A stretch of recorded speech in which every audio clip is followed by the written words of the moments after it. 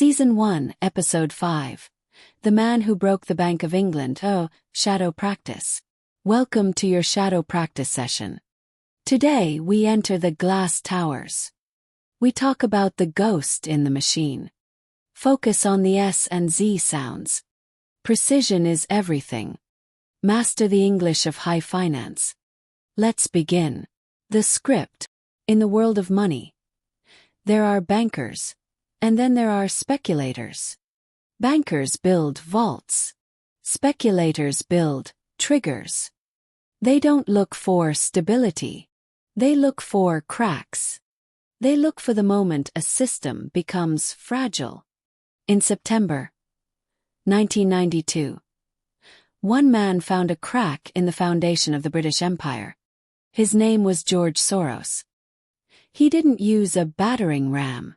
He used a short sail. This is the story of the man who broke the Bank of England. A story of reflexivity, pressure, and the death of a currency.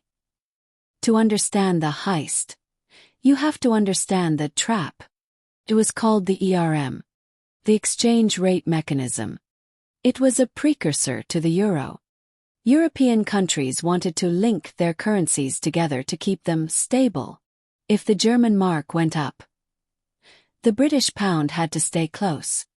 It was a financial marriage. But in a marriage, if one person grows faster than the other, the stress begins to build. Germany was booming. Interest rates were high. But Britain was in a recession. The pound was weak. Under the rules of the ERM, the British government had a duty. They had to keep the pound above a certain price. If the price dropped, they had to buy their own money to push it back up. This is called defending the currency. Soros looked at the math. He saw that the Bank of England was fighting gravity. He realized that the market was bigger than the government. He didn't just bet against the pound. He attacked it. He used his quantum fund. He borrowed billions of pounds. And then he sold them. All at once. He was shorting a nation. He was betting that the pound would collapse. When you short something, you profit from its failure. Soros wasn't just a guest at the table. He was the dealer. The date was September 16th. Black Wednesday. The Bank of England was desperate. They started the day by buying £2 billion every hour. Didn't work. The price kept falling. At 11 a.m., they tried a nuclear option. They raised interest rates from 10% to 12%. The market didn't flinch. Few hours later, they raised them to 15%. Think about that. Imagine your mortgage or your car loan jumping 5% in 5 hours. It was financial panic. But Soros didn't blink. He knew the bank was bleeding. They were spending their foreign reserves to save a sinking ship. By the end of the day, the British government surrendered. They exited the ERM. They let the pound float. And the pound crashed. In a single day, George Soros made $1 billion in profit. $1 billion. While the British taxpayers lost billions. He didn't steal it from a vault. He extracted it from a logical error in the system. He proved that speculators have more ammo than central banks.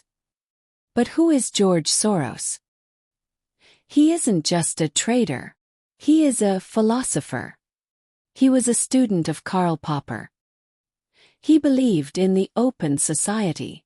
He developed a theory called reflexivity. The theory is simple, but deadly. It says that our bias changes reality.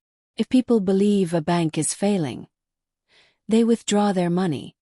And because they withdraw their money, the bank actually fails.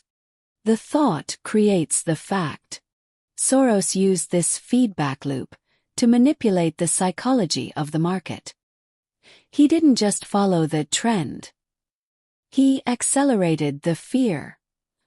After the pound, he moved to other targets. The Asian financial crisis of 1997. He was accused of breaking the currencies of Thailand and Malaysia. The Prime Minister of Malaysia called him a villain, a criminal.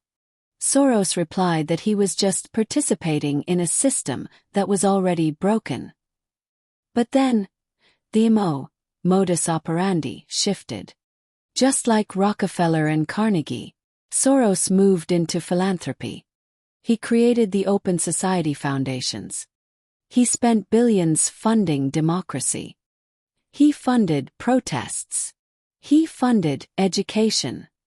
He funded legal reforms. And this is where the noir becomes political. Because he used his money to change nations. He became the ultimate bogeyman for the New World Order theorists. He is the villain in every conspiracy script. People claim he controls the weather. They claim he starts revolutions. They claim he is the puppeteer of the left.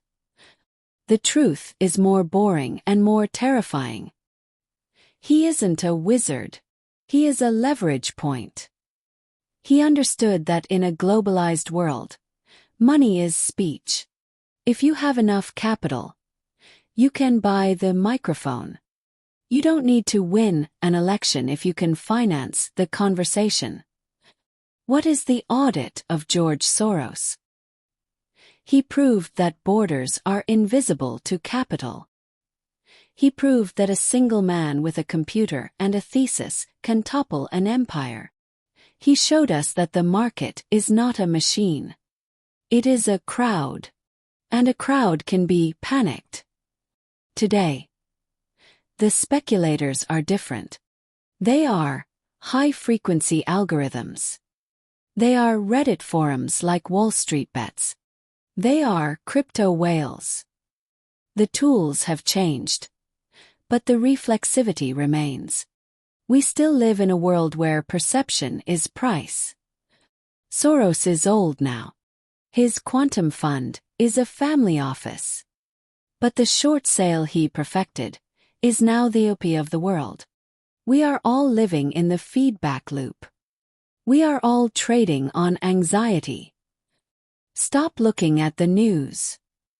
Start looking at the nervous system of the market. Because the break usually happens when everyone is sure that the system is safe. The bank is open. The pound is steady. For now. But the ghost of Black Wednesday is still watching the clock. Stay sharp. The trend is your friend. Until it ends.